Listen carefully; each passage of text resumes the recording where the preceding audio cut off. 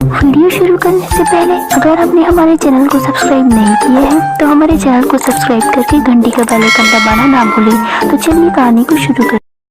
दिया और सूरज की लव स्टोरी पूरे कॉलेज में फेमस थी और उनके रिलेशनशिप को 3 साल पूरे हो चुके थे, लेकिन दोनों ने अपने घर वालों को अपने रिलेशन के बारे में नहीं बताया था।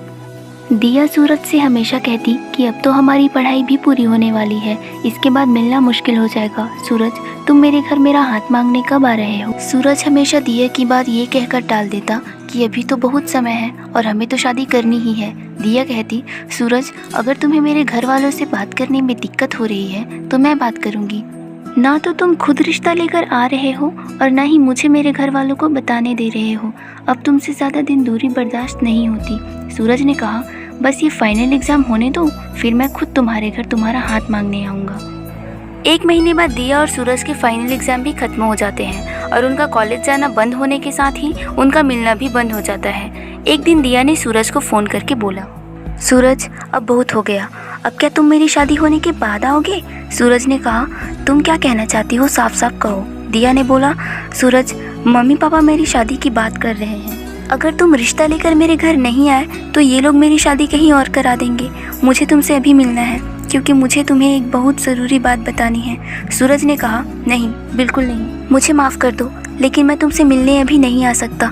मैं अभी पापा का इलाज करवाने लंदन आ गया हूँ, उनकी कंडीशन बहुत ख़राब है। दिया ने पूछा, तुम लंदन क्यों गए हो सूरज, और क्या हुआ तुम्हारे पापा को? सूरज ने बताया कि उसके पापा की किडनी खराब हो चुकी है। अगर जल्दी ऑपरेशन करके दूसरी किडनी नहीं लगाई तो उसके पापा को नहीं बचाया जा सकता। दिया ने कहा, मुझे माफ़ कर दो सूरज, बिना तुम्हारी परिस्थिति जाने मैंने ये सब बोल दिया।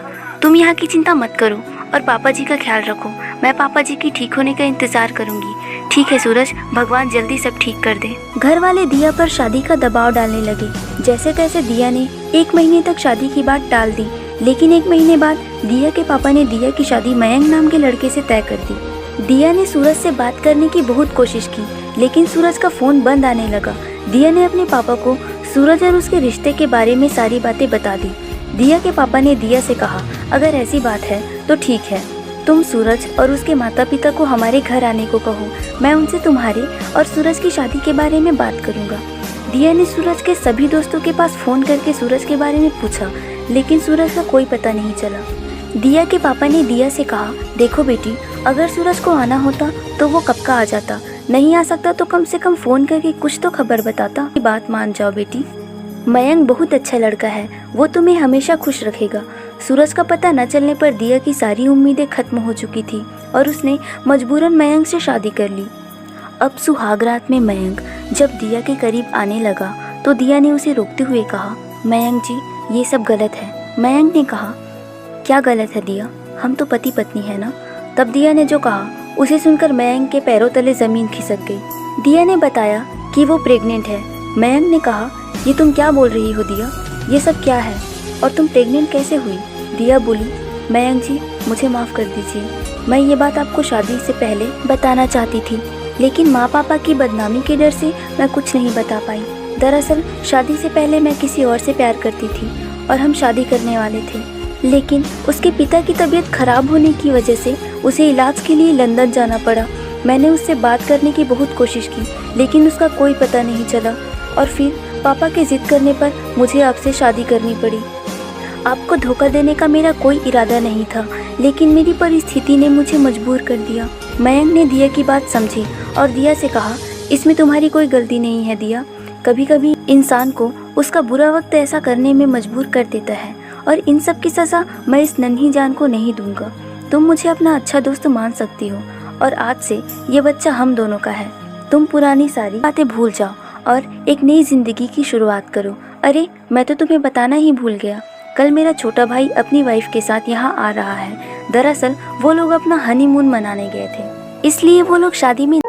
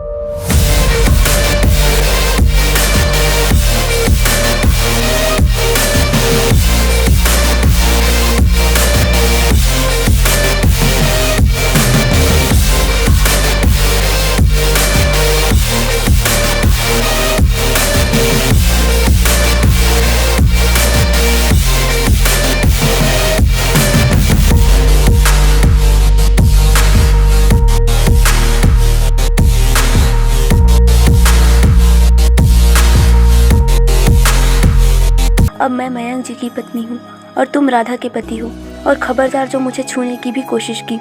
उसी समय मयंक ने सूरज का कॉलर पकड़ लिया और कहा, ये दिया क्या लगा रखा है? दिया भाभी बोलो, और हाँ, किस हक से तुम मेरे बच्चे को अपना बच्चा कह रहे हो? आज तुम्हारे अंदर का बाप बाहर निकल रहा है। तब कहाँ था वो बाप जब दिया को सबसे ज़्यादा तुम्हारी ज़रूरत थी? लेकिन अब नहीं, दिया मेरी पत्नी है और उसके पेट में जो बच्चा है वो मेरा बच्चा है। उसी समय सूरज के पापा ने कहा, जिस पैसों के लालच में तूने इस बेचारी को छोड़ा था, मुबारक हो तुझे वो पैसे, और जा उन्हीं पैसों के सहारे अपनी ज़िंदगी गुजारना। हम लोग यही सोचेंगे कि हमारा एक ही बेटा था, मयंक।